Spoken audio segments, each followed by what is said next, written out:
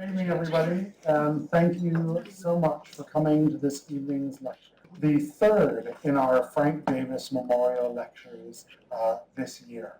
My name is Stephen Whiteman. I'm professor of the Art and Architecture of China here at the Courtauld, and I'd like to welcome you on behalf of myself and my co-organizer, Meredith Winter, lecturer in early Islamic art at the Courtauld.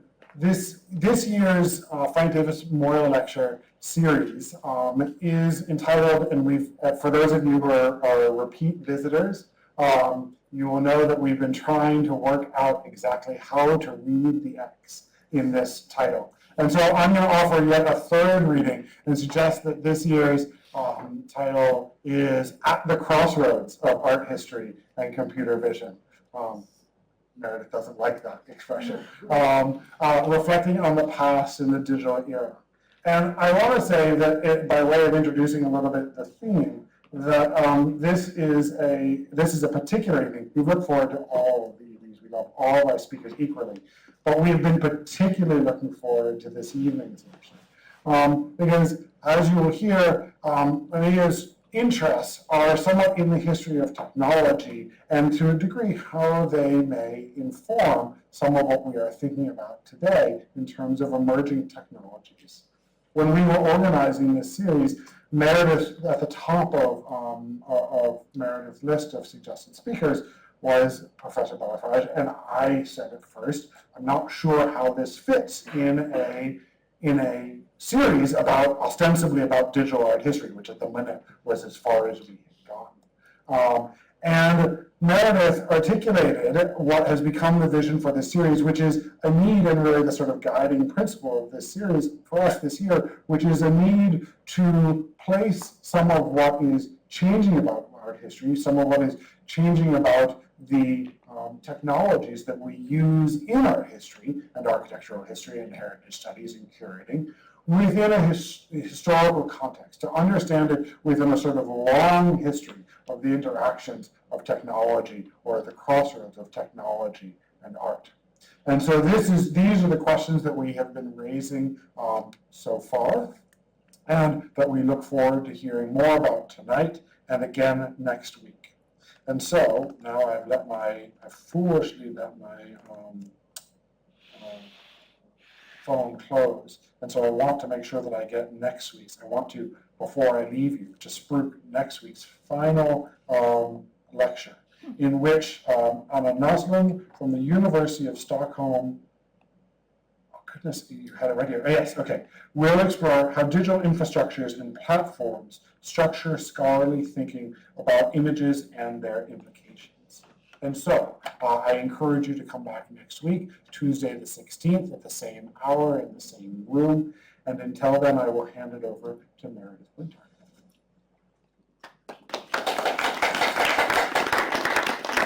That's for me. I have all pleasure because I get to introduce our speaker tonight, Dr. Lamia Balafrej, who has come all the way from California, where she is associate professor in the arts of the Middle East and North Africa at UCLA. So to nail down a specialism for Dr. Balafrej, whose interests range from the ecological to the technical corners of art history, is a challenge. But broadly speaking, I feel it's safe to say that she covers the arts of the pre-modern Islamic world. And her work has been supported by a dazzling array of foundations, from the Getty Research Institute to the American Academy in Rome, and this really is just skimming the surfaces of the awards that she's had. We are particularly thrilled to have her tonight join us at the Courtauld, as we knew when we were organizing this series that we needed a counterweight to those areas of digital humanities where immersion in databases and contemporary ideas of machine learning reign supreme, and that we needed something that could hold up a historical mirror, something that could shine light into somewhat different corners. And certainly she's looked in a number of corners. But in fact, I think that's what we might say unites Dr. Balafrej's work, is exactly this desire to shift the emphasis in ongoing narratives, to find newer different stakeholders in fields that are beginning to establish themselves, And so I hope that you will all join me in welcoming Dr. Balafrej as she reveals to us the medieval instrumentality of artificial intelligence. Oh, before the call, I promised that I would announce that she is also the Thomas Harris Lecturer this spring at UCL. So please come back to not us, but her in March. Hi, everyone. Thank you so much, Stephen and Meredith, for this generous introduction and for these very thoughtful words. I'm really delighted to hear that you find my rather eccentric interest productive for your conversation. And I also like the metaphor of the mirror that you use, because that's very much how I think about AI, and I think it's a very interesting metaphor for AI, which, after all, sees through past human-generated data. But here I'm interested in the medieval past and how historicizing technology can help us better understand how we imagine and design AI technologies. Thank you for the invitation, for the hospitality, and thank you all for being here. I'm delighted to be able to share some of this research, which broadly construed deals with the relationships between technology, labor, and difference through time. And I've been carrying out this research for the past few years, and I must say that now it has sort of split into two distinct research projects, although interrelated projects. So there's one rather historical project that examines technology and in particular technical models like automata and idols and talismans in the medieval Islamic world by asking new questions about the labor that these devices entailed, represented, and performed. And then there's another side of my research which explores the long-standing bilateral analogy of slave and machine, as well as including its conceptual and epistemological underpinnings. And so in this project, I consider this dual analogy, this bilateral, the slave-machine slippage, as a sort of an enduring epistemic logic, one that has long reduced both slavery and technology to instrumentality, that is, the quality of acting for another's end. And today what I'm going to do is sort of actually mix both projects, and I will try and suggest that we can better understand and maybe even more fully theorize AI. And I'll be talking here in particular about personalized generative AI like chatbots, but I'm more fully historicizing earlier technology, in particular so-called medieval robots. And what I would like to propose is that medieval robots did not simply anticipate modern and contemporary developments as, say, simpler or purely imaginary precursors, nor did they mark a completely unrelated different past. Rather, they testify to an embodied forms of instrumentality that continues to shape our understanding and reception of AI assistance in particular. Through a historical and comparative framework, I will, by the end of this talk, suggest that AI still inhabits the pre-modern episteme of the slave machine, which was premised on an understanding of the figure of the slave, and this is, I suppose, where I think medieval robots can actually help us understand better this episteme itself, which was premised on understanding of the figure of the slave as powerful mediator, rather than just useful prosthesis. So that's the gist of this talk's proposition. I will talk about this prosthesis narrative first that is often mobilized to understand modern robots. Then I will move back in time and look at medieval robots, in particular with the question of gender in mind. So I will look at feminized robots in earlier times. And then I will, in the last and third part of this talk, come back to this sort of comparative, or if you will, thin analysis in which I compare these earlier feminized robots with feminine-sounding AI agents like Apple's Siri. So this metaphorical twinning of slave and machine has mainly been studied for the Euro-American world, giving Western technology a significant power in shaping and also limiting, in my opinion, our current critical language for understanding the slave-machine relationship. Modern robots, indeed, have come to epitomize the slave-machine slippage. As is well known, the word robot itself is related to slavery. It was coined for a play in the 1920s, as you can see on the left, from the Czech robota for drudgery or servitude. Robots thus first appeared as theatrical characters, framing domestic androids as reincarnations of slaves. Now, just as their literary counterparts, some of the earliest robots made were shaped as domestic slaves, like Rastus, which you see on the right, the 1930 slave automaton of the Westinghouse Electric Company, which could, and I'm quoting the New York Times, sweep the floor, switch lights on and off, rise, sit down and talk, all at his master's request, unquote. Another source frequently invoked, and there's a lot of scholarship on all of these issues, is this publication. It's an American consumer publication, Mechanics Illustrated, which in 1957 described robots as, I quote, push-button servants, unquote, announcing to its readers that by 1965, they would, I quote, have personal slaves again, unquote. Across these examples, robots fulfill their function by replacing and enhancing household activities in ways that also supplemented the user as a conspicuous form of mastery. Now, this model, as scholars have also suggested, continues to shape personalized digital technologies, both in appearance and structure. One may indeed locate the 1957 magazine's premonition that Americans would have personal slaves again in feminine-sounding AI assistants like Apple's Siri, Amazon's Alexa, and so on and so forth.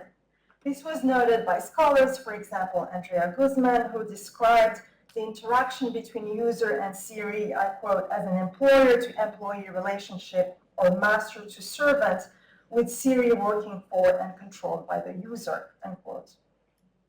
So from modern robots to voice assistants, what unites these technologies is their apprehension, both normative and analytic, as prosthesis, as equipment that sustains and augments the user.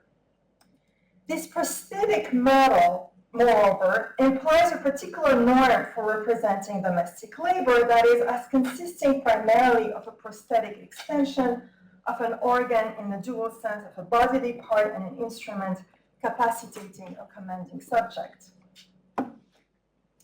So often framed as technologies of enhancement that multiply capacities, both physical and cognitive, the domestic robot, and we could include the home computer, the algorithmic assistant, and other forms of personalized automation seem to adhere to the prosthetic model, defining both slavery and technology as use and augmentation. So slavery and technology as prosthetic equipment, in a way, are ideas that seem to have returned both in the normative and analytic discourse in the modern period, limiting the meaning and purpose of tools and machines to usefulness and capacitation. And I use the word return because, of course, this understanding goes back to ancient Greeks in particular. Aristotle, where in his writings, as you can see here from the Nicomachean Ethics, where he said, I quote, "The slave is a living tool and the tool is a lifeless slave," unquote. Now, one also wonders, however, despite the sort of critical and normative weight of the prosthesis narrative, if the emphasis on prosthetic instrumentality, which again reduces both slavery and technology to the semantic field of the hand or the tool, may have eclipsed other facets of the slave machine prototype. The connection to ancient Greek philosophy, often highlighted in scholarly analysis, may have further naturalized the prosthesis narrative instituting it as a sort of atemporal substrate, that is, as a sort of stable, continuous ground upon which Western technology has reiterated itself over millennia. Other modalities of instrumentality beyond the prosthesis narrative indeed come to the fore, I would argue, especially when comparing today's digital algorithmic assistants to earlier automata. So in the rest of this paper, I'll turn in particular to the feminized robot, which is this cross-cultural, long-standing subset of the slave automaton that continues to endure, for example, with feminine-sounding AI agents. And quickly about the feminized robot, researchers have noted that indeed domestic robots have often been gendered as female for centuries, though the medieval period tends to be excluded from these transhistorical accounts, extending this history back to ancient literature. And an early instance that may come to mind appears in Homer's Iliad, the female servants made of gold and described as resembling living young women assisting Hephaestus at the forge. Scholarly attention has also gone to the link between the automation of service through time and female-gendered activities from ancient automata to algorithmic apps. Feminization does not mean, of course, that the labor referenced or replicated by the machine was or is primarily fulfilled by women. It is more of a metaphor, enforcing the feminine gendering of certain activities, specifically secretarial and caregiving ones. Few have noticed, however, that the feminized robot was an essential recurring imaginary in the medieval Islamic world as well, and that in such contexts it was linked not only to female gendered labor generally, but to female unfreedom in particular. Now, robots, of course, took many forms in the medieval period, and the medieval Islamic world was no exception. They embodied activities that were central to urban, learned, and courtly cultures, as mechanized effigies of servants, scribes, singers, musicians, guards, horsemen, soldiers, and so on and so forth. But while male-gendered figures represented many different kinds of functions and social standings, the female-gendered, self-moving statues among them showed a more limited number of possibilities. In fact, they almost systematically depicted unfree female figures or enslaved women. Mostly embedded in liquid dispensing devices and clocks, these automata depicted women of unfree status, and they were designated in the sources also systematically in Arabic as jawari, plural of the word jaria, presenting beverages or indicating time. And you have two examples on the screen. On the left, this is a wine serving device from a very well-known compendium of the technical arts that is Al-Jazari's 1206 manual of the mechanical arts. This wine serving device, as you can see, is shaped as a cupboard. And inside the cupboard, you have a life-size statue of an enslaved woman who is described in the text as a jaria. And you have also a reservoir of wine at the top. Through a tipping bucket and a trowel, wine would flow from the reservoir into the glass the jaria held. And as soon as the vessel filled up, the figure, who was mounted on wheels, would roll out of the cupboards, presenting the royal patron with a cup of wine. Enslaved women also appeared in clocks, in timekeepers like the one you see on the right. And sometimes the jaria, the enslaved woman, was the only human figure represented, often at the center of a freestanding water clock. In this case here, while the text has not mentioned any anthropomorphic component of this machine, the accompanying diagram places a figure labeled jaria. Do I have that? In the center of the device, surrounded by 3 birds designed to release pebbles. And the pebbles are the red dots that you see here, al-banadiq in Arabic. From the drawing, one may infer that the jaria, so the female figure in the middle here, And you might be able to, she is labeled as Geria on the drawing. One may infer that the Geria figure acted as a sort of axle, rotating a tangle of strings, each passing over a pulley to connect to the head of a bird, as well as to a ball-releasing mechanism depicted at the top. Perhaps the timekeeper was actually an older, now lost prototype, given its use of this ancient device of the ball-dropping technique for marking the passage of the hours, or perhaps it was extrapolated from a famous hybrid manual, like the Pseudo-Archimedes, which featured similar mechanisms.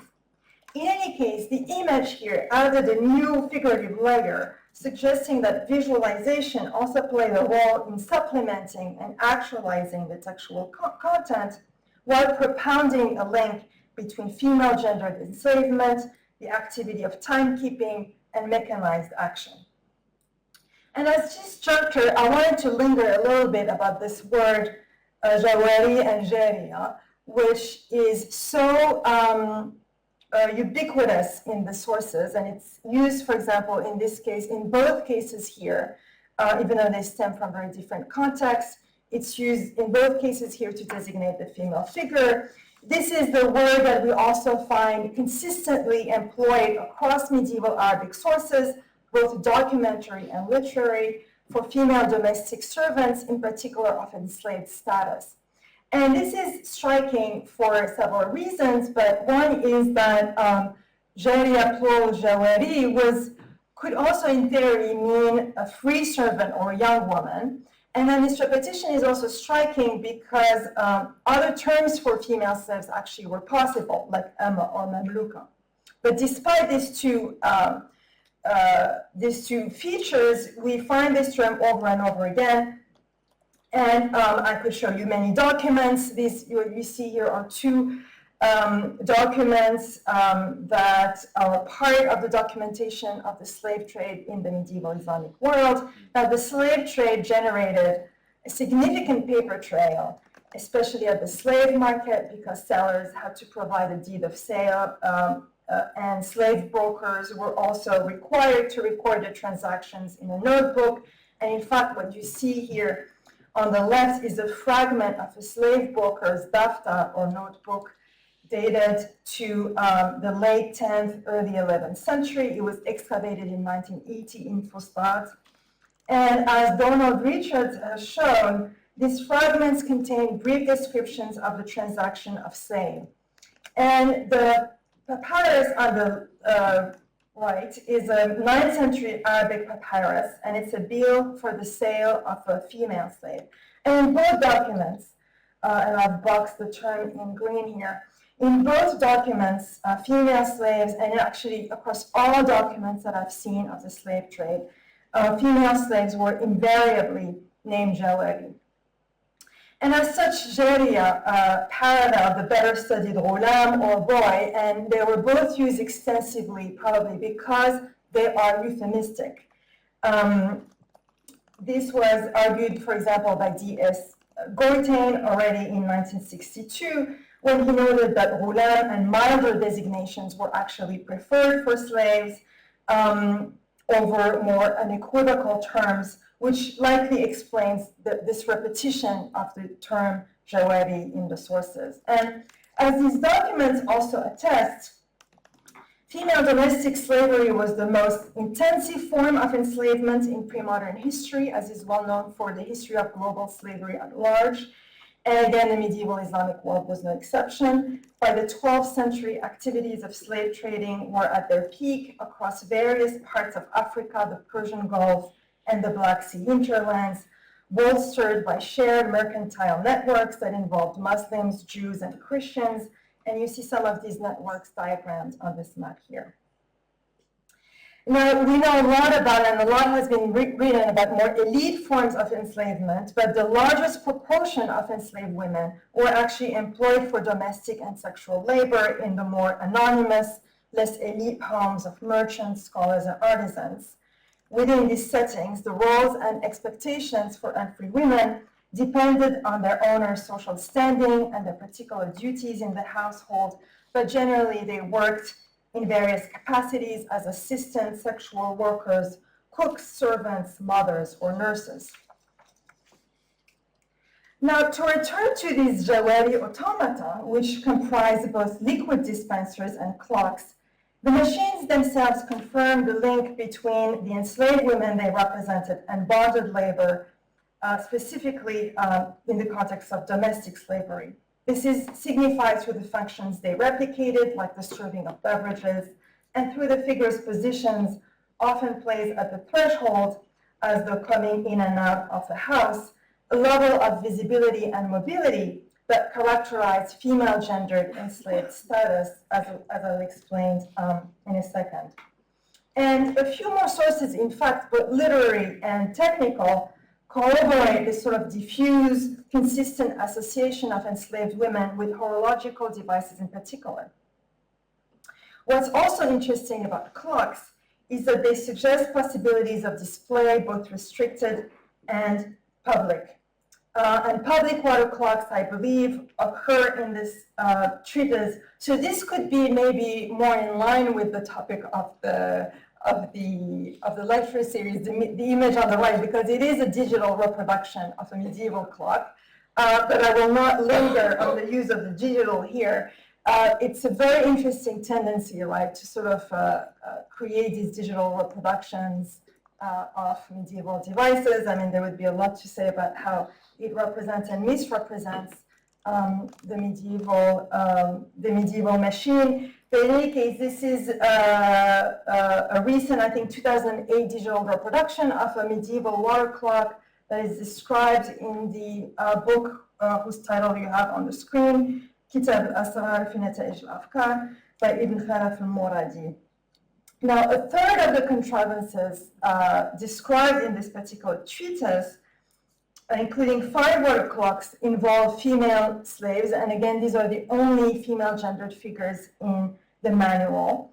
They're seen either moving through threshold or throwing pellets from their mouth as a way of marking the passage of the hours. Now, as far as the literary sources, I could also mention a few other examples of clocks in geographies and histories that, when described as having anthropomorphic statues, systematically, they're gendered as female, systematically, again, designate these figures as jawari. And there are examples from Malta, from Islamic Spain, Andalus, from North Africa as well, including Algeria and Morocco. And as I've shown elsewhere, the very fact that these enslaved women were chosen across such a range of machines conveys this enduring normative link between visibility, femininity, and enslaved status.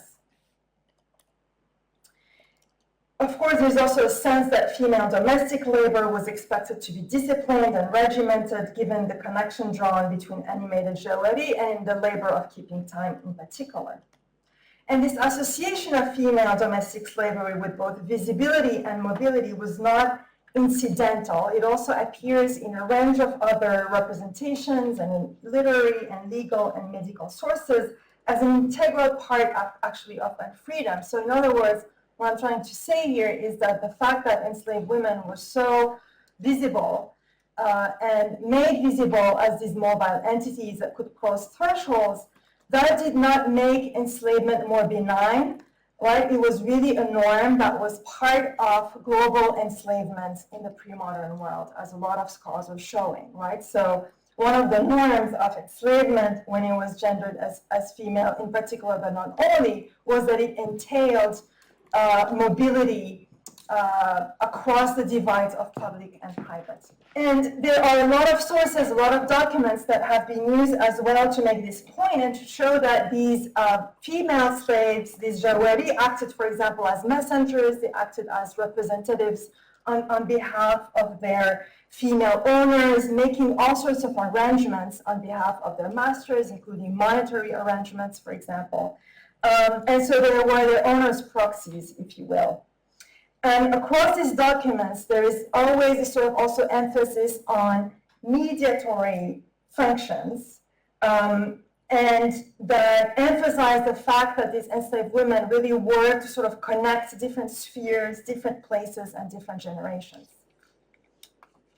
So in other words, and here I'm getting to my first point about challenging the prosthesis narrative. In other words, mediation, rather than private prosthetic labor, may have constituted the most common normative manifestation of slavery in the pre-modern world, which was, again, as earlier seen, primarily female and domestic.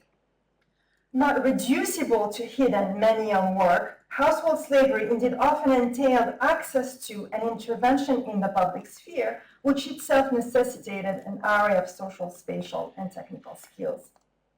And in this project, where I'm interested in slavery and technology, I use machines, but I also use images. And one example I wanted to share with you today is this particular folio from a Coptic gospel book, which I think really testifies to the circulation of this motif and this norm of the enslaved woman as intermediary. And it testifies to this activity of mediation as being a primary parameter for representing enslavement across religious, generic, and linguistic divides. And the folio you see here on the screen comes from Coptic 13, which is a manuscript written in Bohairic Coptic and produced in Damietta, a port city in northern Egypt, northeast Egypt in the late 12th century. It's one of the most extensively illuminated medieval Coptic manuscripts. We have a lot of information about it. This particular folio, let me see if I have a closer view. Yes. On this particular folio, the image depicts Peter's first denial of Christ according to the Gospel of John. The key character is a female figure identified in the text as a servant, and she asks Peter the ominous question whether he's one of Christ's disciples, causing him to commit the first of the three denials that Christ had foreseen. Now, as you can see from the detail on the right, the female protagonist is represented standing at the threshold. She's veiled and dark-skinned, and also she's labeled as a geria, as you see and as I've boxed in green on the screen. It is possible that these characteristics, right, the liminal position of the figure at the threshold between the household and the outside, its depiction as a dark-skinned figure, as well as the Arabic inscription of geria, all point to enslaved status. This is all the more plausible that we know that these paintings in this particular full gospel manuscript have been closely engaged their historical context for all sorts of reasons. And the geria skin color in this case here in the context of Egypt too may have reflected the social realities of medieval Egypt, for domestic labor was indeed often fulfilled by Black African female slaves, especially in bourgeois households. And in that regard, this painting also resonates with paintings that, as I've shown elsewhere, also included Black domestic slaves, as in this case here. Now, the translation of the servant using the Arabic term geria in the Bohairic Bible brings us back also to the water clocks I mentioned earlier, which also use the figure of the geria as a way of translating or actualizing or adapting an old ancient device.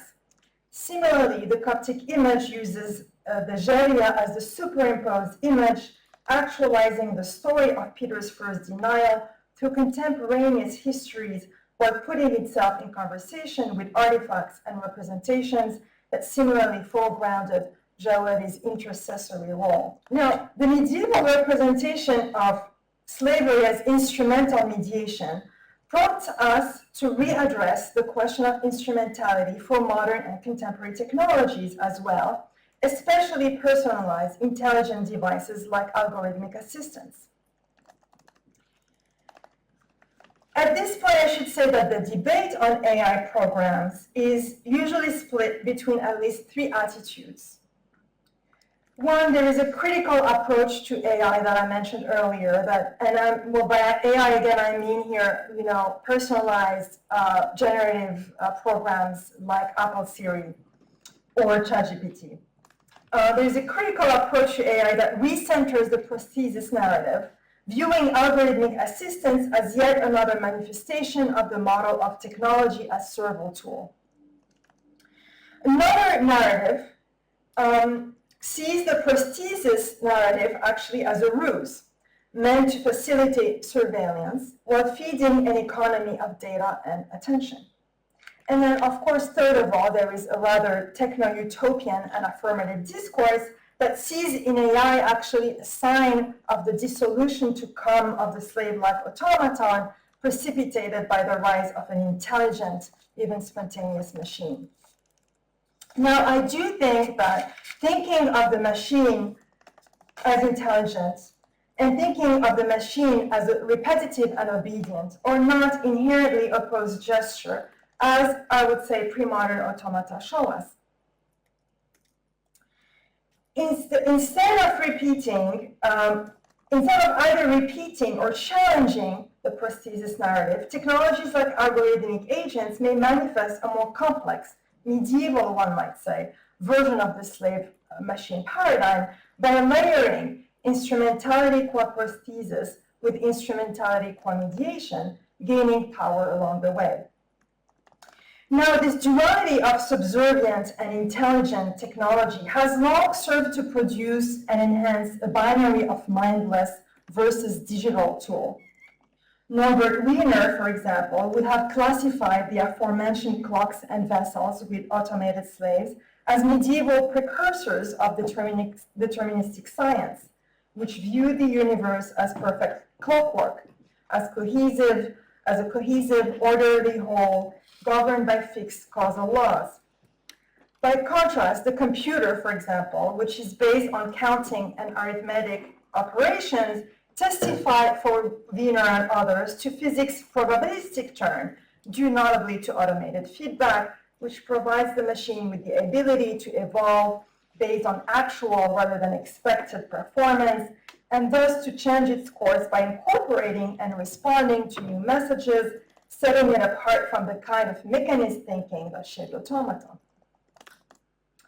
A similar opposition between unthinking and intelligent machine was at work when scientists and philosophers from Alan Turing to Gilbert Simondon expressed concern for the Western obsession for the slave machine, as seen through robots and other mechanical slaves, as they lamented, with their reductive, simplistic vision of technology as pure automata, as routine, repetitive tools. And I think all of these are quotes from Gilbert Simondon.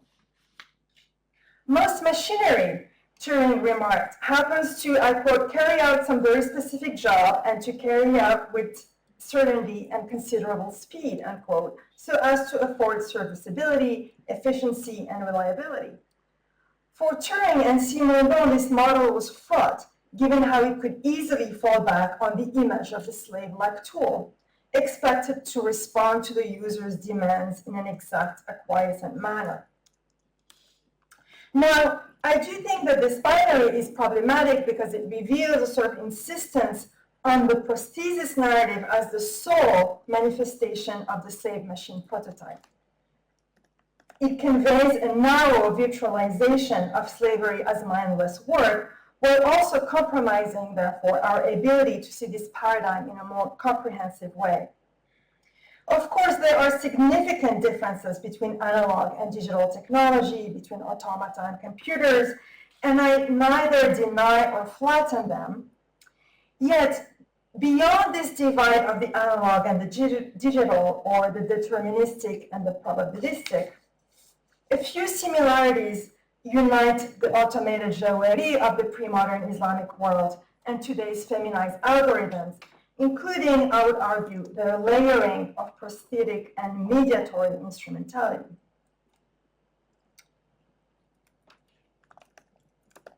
For one, unlike the activities of a craftsman or a scientist, the work enacted by these machines, medieval or modern,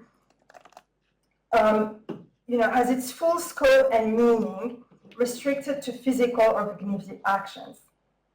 Second, both medieval automata and intelligent apps provide a user-friendly, personalized experience putting little to no demand on the patron or the consumer who, unknowing of the tool's inner mechanisms, undergoes an experience at once useful, comforting, pleasurable, and even awe-inspiring.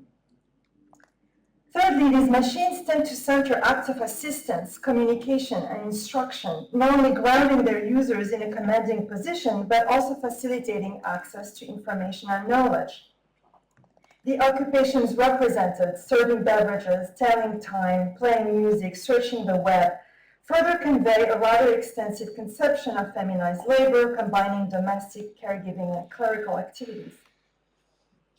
Fourthly, one may say that both sets of technologies appear as anthropomorphic or anthropomorphized black boxes. Digital media today, as well as medieval automata, are fundamentally both opaque and figuring, their contours consistently drawn up as boxed containers, allowing an apprehension of the device as an external, self-contained entity shaped in the gaze of a female agent. Then as now, through figuration, the socio-material mesh that spanned the mining of the metals used to make automata and the labor of maintenance they necessitated were made to appear as a comprehensible feminized figure. While these machines are radically different in terms of mechanisms and impact, the dissemblance, nevertheless, is not so total then that a comparative thin analysis is impossible, especially at the epistemological level, one obvious reason being the shared employment of the assistant metaphor, how the intelligibility of the machine as powerful, reliable service is enhanced through figuration, personalization, and feminization. The foregrounding of acts of transmission and communication, whether in slave clocks, in the image of the servant as divinely inspired intermediary, or in AI agents, constitutes another resonance, potentially validating the analysis of the feminized machine, medieval or modern, as an instantiation of the slave machine paradigm. Excluding AI agents from the slave machine episteme on the basis solely of their function as gatherers and disseminators of data indeed overlooks the importance of mediation to a slave machine model. It misses the fact that in earlier periods, unfree individuals performed a wider array of activity than usually assumed, including, as I showed earlier, as conspicuous, trustworthy agents. Writing of voice assistants like Apple's Siri, Kate Crawford and Jessa Lingle have suggested that while a product of patriarchal domination, reflective of the AI industry's own gender dynamics, such programs may not be as objectivating as they may seem, or as they may have been designed to seem. One reason they advance is these machines' recording power. The fact that AI technologies like Google Assistant, Alexa, Siri, and so on collect data from their audiences, fulfilling a surveillance power. For Crawford and Lingle, this reflects the historical fact that, despite being often stereotyped as submissive, secretaries have played a dual role as discreet yet vital insiders, as gatherers of information, personal and professional, and as organizers of time through scheduling. If anything, feminization may be more of a strategy designed to deceive users by, I quote, manufacturing an artificial sense of trustworthiness and transparency, unquote, as Talafan argued. Read in this light, AI agents do not necessarily undermine secretaries and assistants so much as corroborate their agentic participation, the ways they accumulate social epistemic advantage through mediatory roles, threatening, as Crawford and Lingle put it, any, I quote, tiny parable of hegemonic gender relations, unquote. In light of medieval feminized robots, however, this reading may echo rather than thwart earlier depictions of slaves like Jawari as mobile, mediating figures. The historical global framework of the slave as intermediary, occupying the third liminal space rather than the lower end of a spectrum of unfreedom, means that the usual relation drawn between such devices as Apple Siri and secretarial labor need not preclude the history of domestic slavery. In other words, clerkly work and unfree service, while not to be colluded, did not necessarily constitute exclusive spheres either, especially within the long, meandering history of the slave machine prototype. The notion of AI as either a superior or a despotic technology unsettles the traditional subsumption of the instrument into the prosthesis narrative, which does little more than subordinating the tool to the hand that uses it. In doing so, however, it may continue the production of this slave machine paradigm, framing AI as the holder of a transcendent capacity to mediate and channel, perhaps instrumentalizing some, but still capacitating others. The prosthesis narrative thus proves insufficient for historicizing fully the emergence of personalized generative AI and its relation to the modern robot that I began with. Limiting instrumentality to supplementation implies that the non-prosthetic use of technology may lie beyond the slave machine episteme, thereby obfuscating the history of mediation as an important norm of global slavery. It is only by examining the rhetorical symmetry of slave and machine, but within and outside of the modern West, rather than treating past or non-Western histories as unthinking of their own biases or as completely separate from Western metaphysics, that the slave machine episteme can be brought out in full relief, i.e. as a complex layered matrix, mobilized each time in distinct ways, but a matrix nevertheless concrete and entangled. Within this framework, the slave machine episteme's current manifestations implicate earlier iterations in an open-ended way, rather than being merely prefigured by them. This also means that past examples can theoretically ground our understanding of digital media's entrenchment in the slave machine prototype, illuminating aspects that may not be so apparent without an awareness of this episteme's medieval antecedents. Thank you.